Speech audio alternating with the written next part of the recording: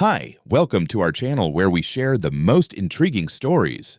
When a retired Army engineer returns home to find his handcrafted bridge demolished by a rogue HOA, he doesn't get mad, he gets tactical. What starts as property damage turns into an all-out war for justice, water rights, and revenge in the wilds of Montana. This time, the veteran fights back.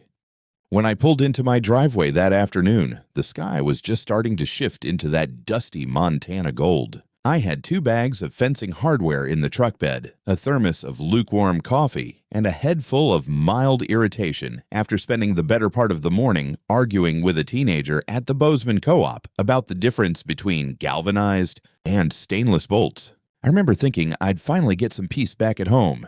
I was wrong. I caught sight of the lake as I rounded the hill past the alfalfa field. My house sits tucked into a curve of the shoreline, a tight, shallow inlet that's been mine for 12 years. My dock, the boathouse, and more importantly, the narrow footbridge I built with my own hands back in 2016 all came into view, or rather, what was left of the bridge did. At first, I thought maybe a tree had fallen. The central span was missing. 2 of the main beams split like cracked ribs. The support columns were jagged at the top, as if someone had taken a saw to them and quit halfway through. A pile of wet lumber and twisted steel bolts floated nearby, and a few planks bobbed on the current like driftwood. I pulled the truck to a hard stop, jumped out, and jogged down the slope, boots crunching across the gravel path.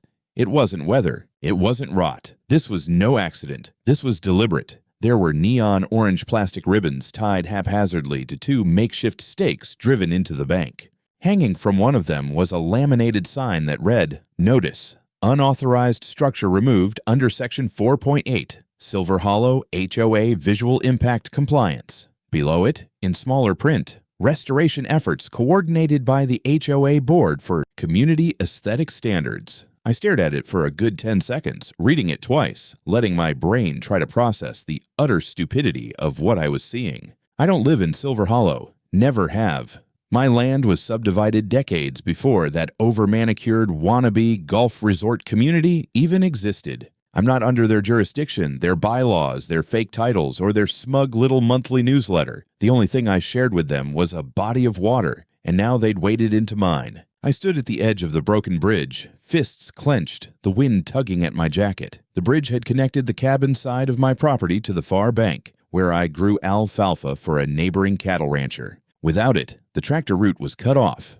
I'd have to drive around the entire lake and down through a rocky access road that was damn near impassable after rain. And that wasn't even the worst of it. This was my structure, built legally, inspected, registered with the county. I had the permits in a folder thicker than Karen's ego. I turned on my heel and marched back to the truck, grabbed my phone, called the sheriff's office first, figured it was criminal damage. The dispatcher was polite but non-committal. "Sounds like a civil matter," she said. "Maybe talk to the HOA board first." That's when I knew I'd be getting no cavalry this time. Back at the house, I pulled the folder from my safe. Permit 726 LM 2016, signed off by the county engineer. Photos, surveyor maps, even a thank you letter from the guy who'd inspected the footings and said it was the cleanest job he'd seen outside of government contracting. I didn't just build that bridge. I designed it. I maintained it.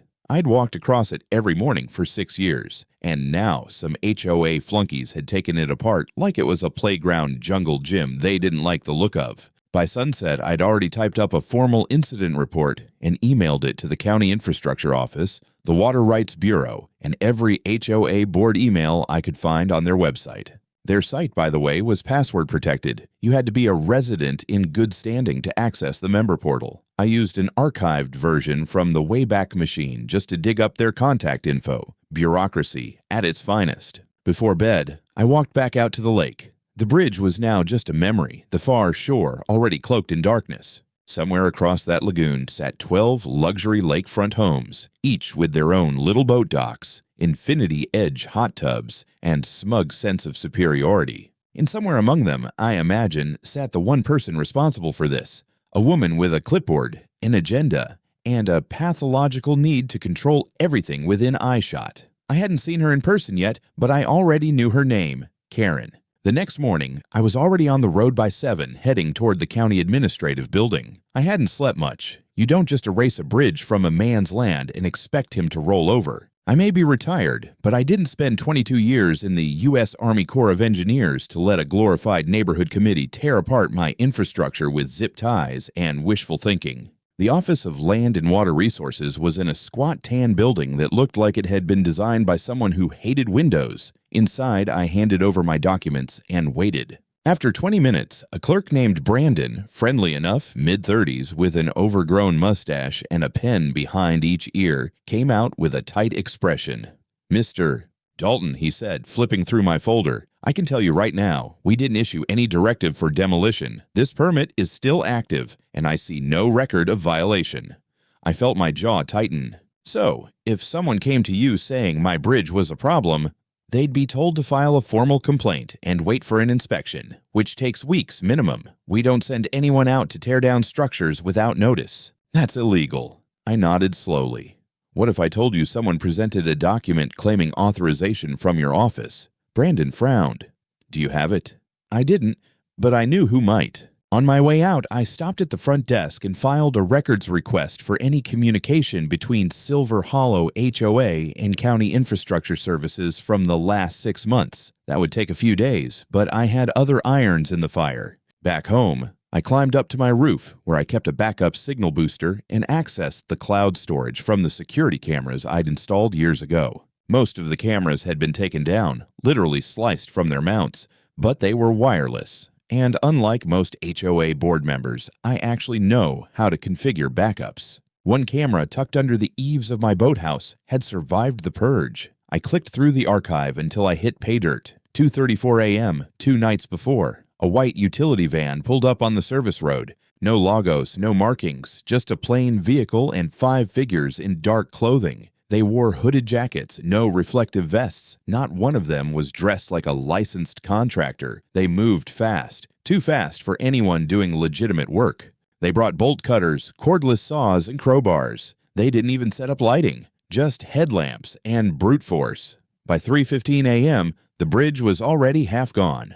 I paused the video at 1 frame, a side profile. One of the men turned his head toward the camera for a moment. The image was grainy, but familiar. Tall, skinny, angular build, baseball cap pulled low. I'd seen that kid before, maybe once or twice at HOA functions I was dragged to by a friend who lives just outside the border. Karen's son, if I remembered correctly. Dylan or Devin or some other name that screams, "My mom will sue you."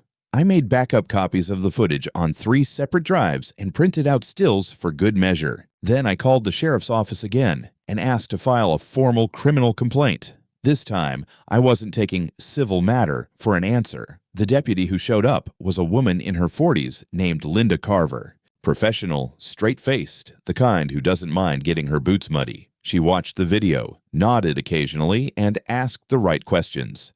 "Can you confirm this bridge is on your parcel?" "Yes, I've got the survey to prove it. The water line at that spot is also within my property boundary, about 10 feet in.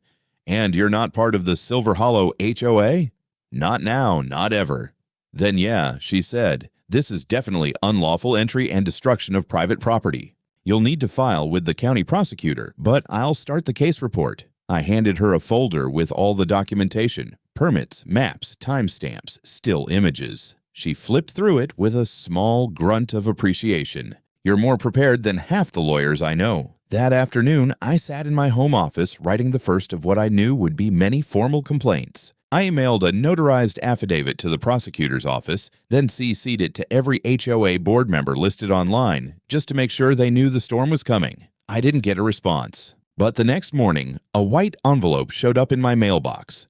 No return address. Inside was a 1-page printed statement from Silver Hollow HOA, signed in thick black ink by Karen Lance herself. The structure in question constituted a visual disruption to the shared lakescape and was removed in accordance with Article 5, Section 8 of the Silver Hollow Aesthetic Preservation Plan. The kicker: we regret that you were not informed in advance, but the urgency of preserving shoreline harmony required immediate action. No mention of jurisdiction, no legal citation, just shoreline harmony. As if this were a Buddhist monastery instead of Western Montana. I stared at the letter for a full minute, then laughed out loud, a sharp, humorless sound that echoed across the empty inlet. She really thought she could get away with it, and maybe she would have if I were anyone else. But Karen had picked the wrong man. I'd built hydroelectric systems in Afghanistan under mortar fire. I wasn't about to let a suburban tyrant and her HOA cult bulldoze my land without consequences. 3 days later, I got an email from someone named Greg Mortimer, vice president of the Silver Hollow HOA board. He invited me to what he called a collaborative resolution meeting at their community center. The email was overly polite, full of bureaucratic soft language and passive-aggressive buzzwords like stakeholder concerns, landscape coherence, and respectful dialogue. I didn't reply. Instead, I showed up with my lawyer, Denise Shaver, who'd been my go-to legal bulldog since a botched boundary dispute back in 2019. Denise didn't smile much, but she could quote Montana property law faster than most judges could look it up. She wore a black suit, carried a leather binder the size of a microwave, and walked into the Silver Hollow clubhouse like she owned the place. The meeting room was one of those over-air-conditioned conference spaces with fake plants, bad art, and a lingering scent of lemon-scented surface cleaner. Waiting for us was the full board, 7 people, all dressed like they were auditioning for a retirement commercial. At the center of the table sat Karen Lance. She wore a beige power suit, hair in a tight bun, and a smile that made you want to check your wallet. I'd never spoken to her in person before. I already hated every syllable that came out of her mouth. "Mr. Dalton," she said, motioning for me to sit. "We appreciate your willingness to come discuss this unfortunate misunderstanding." "It's not a misunderstanding," I said. "You sent people onto my land and demolished a legal structure without consent or jurisdiction." Karen's smile didn't even twitch. "We acted in accordance with our aesthetic impact assessments. The bridge was not in harmony with the natural beauty of the lake." I leaned forward. "You mean it didn't fit your idea of what lakefront living should look like from your side of the water?" Denise opened her binder and slid a copy of the county permit across the table. "This bridge was constructed in 2016 with full authorization. Your client committed trespass and destruction of private property." Karen didn't even glance at the document. "The HOA has a responsibility to all residents. Our community standards are very clear about maintaining visual unity across shared resources." "That's interesting," Denise said, voice like a scalpel, "because Mr. Dalton isn't part of your community. He owns a separate parcel predating the formation of Silver Hollow HOA and was never subjected to your covenants. You don't have the authority to dictate anything on his land." One of the board members, some sunburned man in golf clothes, cleared his throat. "The lake is a shared body of water. That gives us certain easement rights." "Not when you cross a property line and start swinging demolition tools in the middle of the night," I snapped. Karen finally dropped the pretense. "Look, Mr. Dalton, your bridge was an eyesore. We've had multiple complaints from lakefront residents. You don't contribute to the HOA. You don't attend meetings. Frankly, you've been treating this place like your personal bunker. And yet," I said, "you had no issue letting me manage the drainage system all these years." The room went quiet for a beat. Her expression cracked ever so slightly. She knew I had her. I stood. "This isn't a negotiation. You violated state law. You came onto my land with hired thugs and destroyed a structure I legally own. You think a few buzzwords about shoreline harmony are going to erase that?" Denise rose beside me, gathering her documents. "Expect a criminal subpoena within the week, Ms. Lance, and a civil suit shortly thereafter." Karen stood, eyes hard. "You think you're the only one who knows people in this town? We have lawyers, too."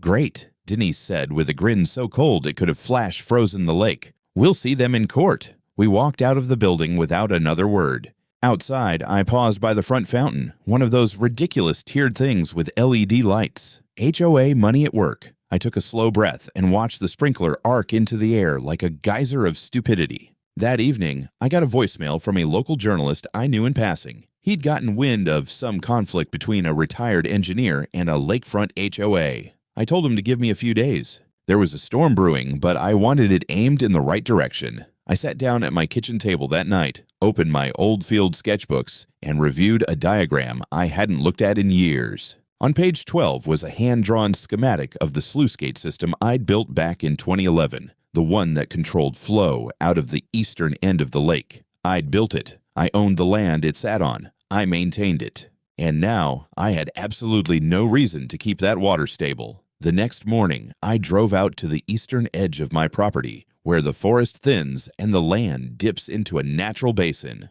Tucked behind a cluster of cottonwoods surrounded by a chain-link fence and overgrown blackberry vines sat the sluice gate station, my old friend. It hadn't changed much since I built it back in 2011. Manual crank, reinforced concrete housing, rust-resistant valves. I'd even engraved a little U.S. Army Corps insignia on the inside of the gate just for pride's sake. I unlocked the gate, stepped into the shed, and ran a full inspection.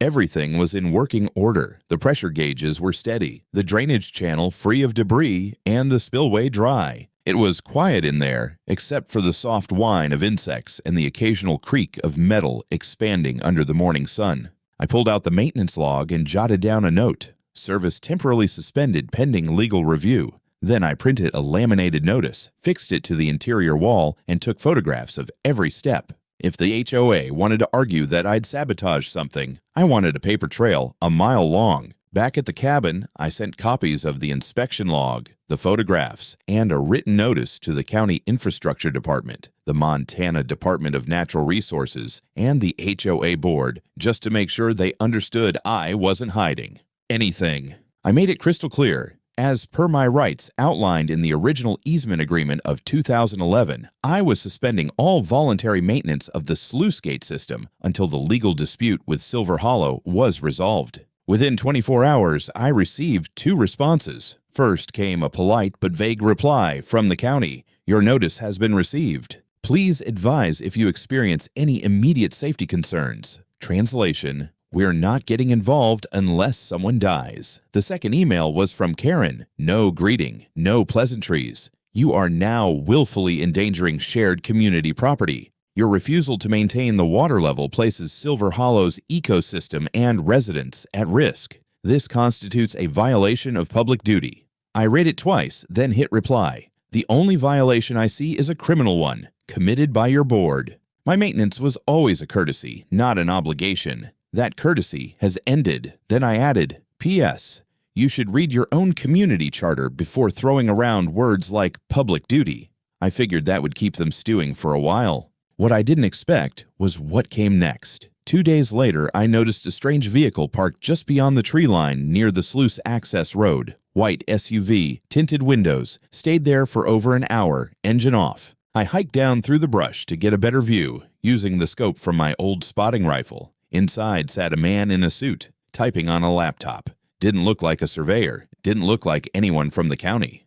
I took pictures, called Denise. "That smells like a private investigator," she said. "Probably hired by the HOA to dig dirt or prove you're being negligent." "Let them dig," I said. "All they're going to find is 20 years of engineering excellence and a spotless service record." The next morning, I installed a motion sensor trail cam facing the road, just in case they got brave. I also upgraded the locks on the control shed and dropped by the sheriff's office to file a formal notice of suspected surveillance and harassment. Then I started getting phone calls. First, it was just a local real estate agent asking if I'd consider selling now that the area's transitioning toward high-value development. Then it was a landscaping contractor I didn't know, offering free shoreline restoration consultation. One even claimed to be from a documentary crew filming a segment on legacy landowners resisting community progress. All of them were fishing. All of them got the same answer: hell no. They were probing, testing my nerves, seeing if I'd blink. But I wasn't just some recluse with a shotgun and a grudge. I was a licensed engineer with documentation, expertise, and the full weight of the law behind me. And I had something else they'd clearly forgotten: control of the one thing they all took for granted: the water. The rain came earlier than usual that year. Heavy sheets rolled in from the north, thick and dark, soaking the ridgeline and hammering down on the alfalfa fields. My gutters overflowed in under an hour. Out by the lake, the inlet swelled with runoff, creeping higher by the hour. I stood at my kitchen window, sipping black coffee and watching the sky boil. The sluice gate was holding, for now. But without active control, the system had reverted to passive drainage, which meant when the lake rose above a certain threshold, the emergency bypass would engage. It was designed to prevent flooding. What it wasn't designed for was aesthetic preservation. 3 days into the storm, I got a call from a neighbor across the lake. Not a friend, but one of those quiet types who keeps to himself and stays out of HOA politics. He said, "You might want to take a look at the lagoon. Something weird's going on." So I did. I drove out past the gate, hiked down the maintenance trail, and stared down at the eastern spillway. Water was flowing, not fast, but steady. The lake had reached its overflow point, and thanks to years of sediment buildup on their side, most of that outflow was being pulled from the deeper channel that fed the Silver Hollow Lagoon. I followed the runoff all the way down the natural drainage path, a seasonal stream that curved through public land and fed into a lower basin about half a mile out. By the time I reached it, the sound was unmistakable. Fast, gurgling current. The sluice was draining. The system was working exactly as I built it to work, but on the other side of the lake. That was a different story. From my bluff, I could see their docks, no longer floating, but resting unevenly on mud. The spa deck was now hovering above what looked like a shallow puddle. Kayaks and paddleboards lay abandoned in the muck. The waterline had receded almost 10 feet. And the best part, all of it was perfectly visible from their Instagram-ready clubhouse patio. By the end of the week, the HOA had held an emergency meeting. Denise sent me a copy of the agenda. Top item, urgent water level decline, emergency remediation plan. The language was panicked, bureaucratic, and beautifully impotent. They had no authority over the sluice, no legal grounds to force me to act. And when they called the county to complain, they were told in polite government speak,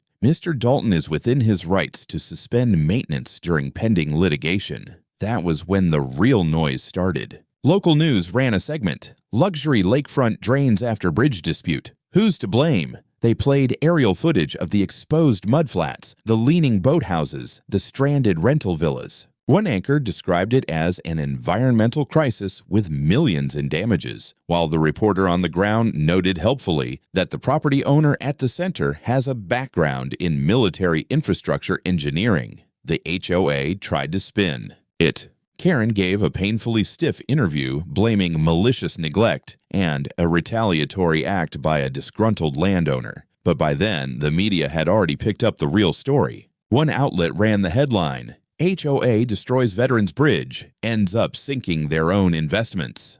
The next day, I got a cease and desist letter from a big-name law firm out of Missoula. It accused me of intentional hydrological sabotage and demanded immediate reinstatement of all flow control operations. Denise read it, snorted, and said, "This thing is weaker than a paper fence in a windstorm." She drafted a counter letter citing my easement rights, the terms of my maintenance agreement, the suspension clause, and about a dozen other legal grenades. We mailed it to every name on their board, every property owner on the Silver Hollow tax list, and the local news station, just for fun. That same night, someone tried to cut the lock on the sluice gate shed. I knew because I'd set up an infrared trip sensor 2 days earlier. The alert pinged at 2:15 a.m., and I arrived with a flashlight and a 12-gauge slung across my back. Whoever it was had already taken off, but not before leaving scuff marks on the door and a discarded set of bolt cutters in the weeds. I called the sheriff again. Linda came out, took photos, collected the tool, and said, "Looks like they're starting to panic." "They picked the wrong veteran to screw with," I muttered. She gave me a rare half-smile. "Yeah, I'm starting to see that." By the end of the second week, the Silver Hollow Lagoon looked like a cheap resort after a biblical drought. The water was mostly gone, just a shallow pool clinging to the center surrounded by mud, algae, and broken dreams. The high-end spa complex sat marooned on dry land, its infinity edge now ending in a sharp drop to cracked clay. 2 docks had collapsed under their own weight. One boat was stuck at a crooked angle, half submerged in what looked like motor oil and pond scum. I got an invitation to a town hall meeting organized by the HOA. The title, Community Emergency, Unified Action Against Infrastructure Sabotage. I laughed so hard I spilled coffee on the letter. Meanwhile, my phone wouldn't stop ringing. Reporters, lawyers, even realtors. One guy offered me $2.8 million for my land. Another said he represented interested parties with development visions. I told him my vision involved a new barn, a whiskey barrel smoker, and the permanent humiliation of every fool on that HOA board. He didn't call back. Denise and I had our hands full. The civil suit was moving forward. Destruction of private property, trespass, unauthorized demolition, plus damages. But that wasn't even the fun part. The real meat was the criminal complaint. Thanks to the video footage and camera timestamps, we had strong evidence that the HOA had hired an unlicensed crew to enter my land and destroy a structure in the dead of night. That put us into felony territory. That's when things got dirty. Karen filed a countersuit accusing me of intentional flooding, claiming I had manipulated the sluice system to deliberately damage Silver Hollow. Never mind the fact that the system had defaulted to its passive overflow mode, something I'd documented thoroughly. Her lawyer submitted an affidavit alleging mechanical tampering. Problem was, they didn't realize I'd already handed over full inspection logs to the county. And even worse, for them, the county responded publicly. In an official statement, the County Infrastructure Department confirmed that 1. The sluice system had not been altered. 2. The drainage occurred naturally through designed channels. 3. The only disruption had been the HOA's unauthorized demolition, which may have affected shoreline integrity. They basically threw Karen under the bus in bold letters. Karen naturally doubled down. At a press conference held at the Silver Hollow Clubhouse, she stood in front of a dozen residents and declared, "We will not be bullied by a rogue landowner with a grudge. This lake belongs to all of us." Except it didn't. Not the part that mattered, not the land under the sluice, not the technical rights of way, not the engineering. All of that was mine. The press conference backfired almost immediately. Social media picked it up. One local blogger posted side-by-side images of the lagoon before and after. Caption, "Karen drained the fun." Then the real break came. Brandon, the county clerk I'd spoken to weeks ago, called me. "You're going to want to see this," he said. He forwarded me a document, a fake authorization form submitted by Silver Hollow HOA weeks before the bridge demolition. It was signed by a man listed as a county landscape inspector. Only problem? That guy had retired 2 years ago. His signature was a forgery. Worse yet, the person who filed it electronically, Karen Lance. I forwarded it to Denise, who immediately added forgery of government documents and misrepresentation of authority to the criminal complaint. Now we were playing with real fire. The sheriff's office requested a formal interview with Karen. She refused. The county attorney issued a subpoena. The walls were closing in, and Karen knew it. But she wasn't the type to go quietly. The next morning, I found a letter taped to my front gate. It was handwritten, no envelope. "You think you've won, but this isn't over. Some of us still believe in what's right." I read it 3 times, then dropped it into a Ziploc bag for evidence. Karen was unraveling. And I was just getting started. I didn't sleep much that week. Not because of stress, I'd long since passed the point of caring about HOA tantrums, but because I was drafting schematics. I had an idea, and ideas are dangerous when you've got time, tools, and nothing left to lose. While Denise prepared for the criminal hearing, I took a field trip, not to court, not to the press, to my garage. I dusted off a set of blueprints labeled Lake Flow Optimization Concept 2012 Unfunded. It was an old project proposal I'd never acted on, a passive redirection system that would regulate excess water from the smaller cove and route it through, a bypass channel away from the main lagoon. Back then, there hadn't been a need. Now it was practically poetic. I submitted a simple notification to the county. Temporary flow testing of existing infrastructure. No new construction, no environmental disruption. I made sure it passed every permit checkbox they had. Didn't need their approval, just needed to not trip any red flags. They acknowledged the notice and thanked me for being proactively transparent. That same afternoon, I got a call from a resident of Silver Hollow, a woman named Mary Travers. She wasn't on the board, but her house backed up to the drained lagoon. "I just wanted to say," she began awkwardly, "that I don't agree with what Karen's done, and a lot of us, well, we didn't know she'd faked anything." I waited. There's a group of homeowners talking about disbanding the HOA, or at least removing her, but we're scared she'll retaliate. She's vindictive. She threatened to sue me last year for repainting my door. I nodded, even though she couldn't see it. "If she contacts you again, save every message. Don't respond. Just forward them to my lawyer." That night, someone tried to access my trail cam. They covered it with duct tape. Not destroyed, just blinded. That was a mistake. By morning, I'd replaced the camera and mounted 2 more. Then I left a gift, a sign nailed to a tree visible from the path. Trespassers will be recorded, reported, and publicly embarrassed. The next morning, a sheriff's deputy stopped by. Different one this time. Young guy, looked nervous. Ms. Lance filed a harassment report against you, he said, almost apologetically. Harassment? I laughed. I haven't spoken to her in 2 weeks. She claims the camera system and signage constitute intimidation. Let me get this straight. After she destroyed my bridge, tried to sue me for draining water that left on its own, and forged county documents. She's feeling threatened by a tree sign. He didn't answer, just muttered, "We have to file it," and left. Denise sent a letter to the sheriff's office that afternoon. In it, she cited harassment statutes, case precedent, and concluded, "Our client is within his rights to monitor access to his own land, particularly after criminal trespass and property damage. If Silver Hollow HOA continues to misuse public complaint channels to interfere with lawful activity, we will seek injunctive relief." 2 days later, Karen did the stupidest thing yet. She held a community town watch meeting and announced the formation of the Silver Hollow Lake Preservation Committee, claiming it would reestablish stewardship over the lake and adjacent lands. Then she made the claim publicly, on record, that the sluice gate itself was illegally constructed and subject to removal. She said, "We intend to take control of the system. It's time we reclaim what's ours." Except it wasn't hers. It was mine. Every bolt, pipe, and anchor of that system was legally installed, maintained, and documented.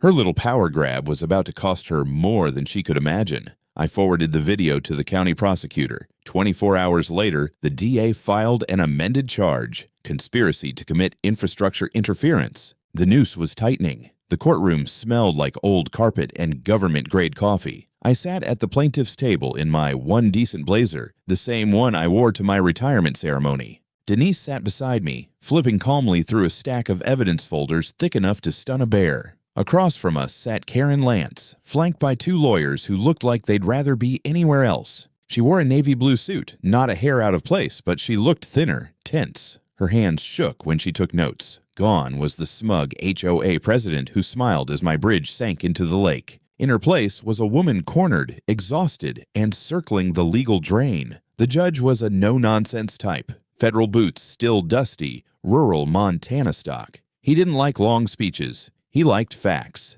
And we had a lot of them. Denise opened with video footage from the night of the bridge demolition. Grainy, but unmistakable. The hired crew in hoodies and gloves working by floodlight, torching through steel supports. Then came the forged document, the fake authorization with a retired inspector's name and signature. The clerk from the county took the stand and confirmed it was false. Karen's lawyer tried to claim she'd been misinformed by a subordinate. That fell apart when we introduced the digital forensics showing the document had been submitted from her personal HOA-issued laptop. Then came the easement records. A thick binder of county filings, signed agreements, and blueprints showing the sluice gate, the drainage system, and the land boundaries. All legally mine. Denise walked the court through it like a surgeon. She made it simple, brutal, and crystal clear. Karen Lance had no authority, no jurisdiction, and no legal leg to stand on. Their side tried a last-ditch defense that I had weaponized water to damage Silver Hollow property. Denise countered with engineering logs, photos, timestamps, maintenance reports, and county statements verifying zero manipulation. The system had functioned exactly as designed, and the only damage came from years of HOA negligence and sediment mismanagement. But the final nail came from someone I didn't expect. Mary Travers took the stand. She testified, under oath, that Karen had pressured board members into silence, threatened residents with lawsuits, and pushed through demolition of the bridge without a vote. She said Karen referred to me as a squatter with a shack and a fantasy of relevance. The court went dead silent at that. Then Mary held up her phone and played a voicemail, Karen's voice unmistakable, saying, "If he won't play nice, we'll take it by force. The lake is ours now." That was it. The judge recessed for 20 minutes. When he came back, he didn't waste time. He found in our favor, on every count, Karen Lance was found guilty of trespassing, destruction of private property, forgery of a public document, and conspiracy to interfere with protected infrastructure. The sentence, 6 years in state prison, a personal fine of $300,000, and a lifetime ban from holding any administrative position in any HOA, board, or public oversight role. Silver Hollow HOA was dissolved by court order due to gross misconduct and misuse of power. All HOA-owned property, the clubhouse, equipment, communal facilities, was seized by the county. Their bank account was frozen. Their land was rezoned under county oversight. And me, I was awarded $4.2 million in damages, punitive compensation, and lost business revenue. More importantly, I was granted exclusive, uncontestable rights to the sluice gate system and hydrological oversight of the entire lake region. No more cooperative stewardship. No more HOA interference. It was mine, legally, officially, permanently. Karen didn't look at me when they took her away. She just stared straight ahead, like the whole courtroom was fog. But I saw the moment it hit her, when the cuffs clicked and the illusion shattered. I walked out into the Montana air feeling 10 pounds lighter. I spent the next few weeks doing something I hadn't done in years, walking my land without looking over my shoulder. The county sent out surveyors to reconfirm boundaries. Turns out the HOA had encroached on nearly an acre of my property with their community trail system, that entire gravel path cutting through the pines.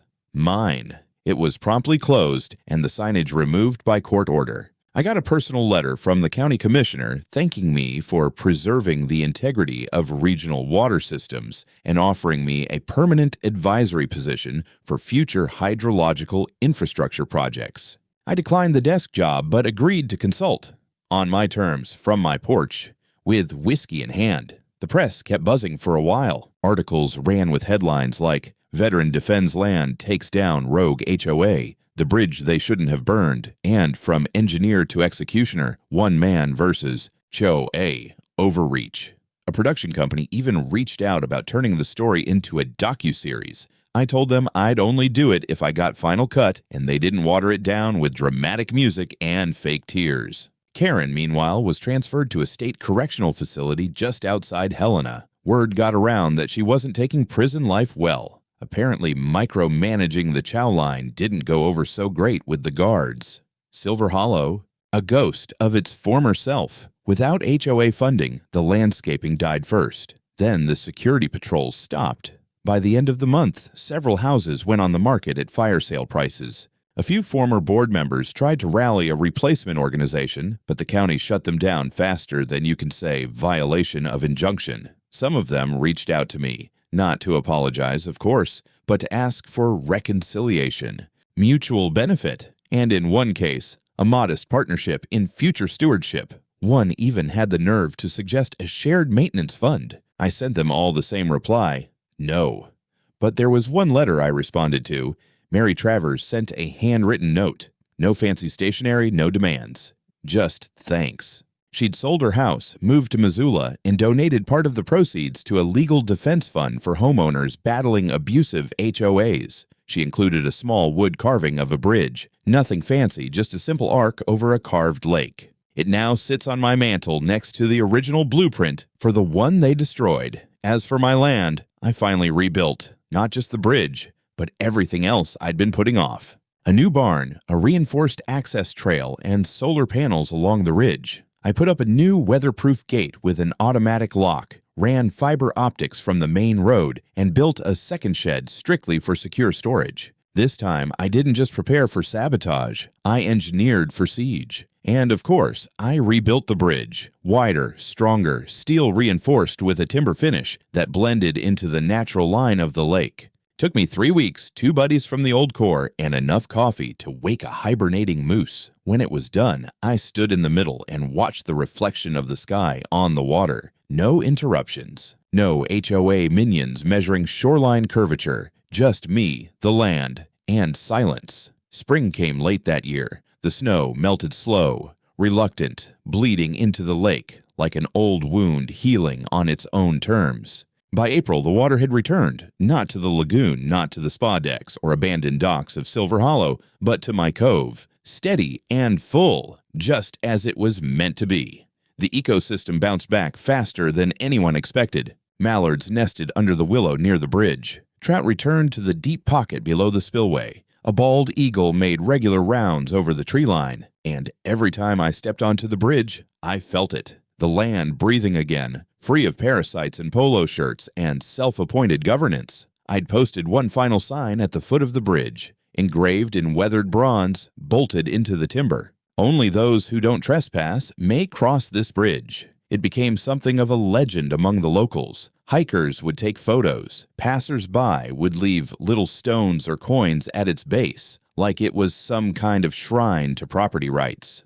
I didn't mind. Let them find meaning where they could. I already had mine. The phone stopped ringing, eventually. The lawsuits dried up. Even the reporters moved on. Karen filed for an appeal, lost it, and vanished from headlines entirely. Last I heard, she was managing inventory at a warehouse in Butte under her maiden name. No more lake views, no more power. Denise went on to win 3 more major cases against HOAs in other parts of Montana. She called me her lucky talisman. I told her I preferred blunt instrument of justice, but we compromised on consultant. She still sends me Christmas cards. Every year they feature a cartoon HOA building on fire. I rebuilt the cabin porch last month. Sanded it down, sealed the boards, and added a swinging bench I'd been putting off for years. From there, I can see everything. The bridge, the water line, the edge of the distant lagoon where Karen's empire once stood. Sometimes I still get visitors. A young couple thinking of buying land nearby. A journalist researching property rights.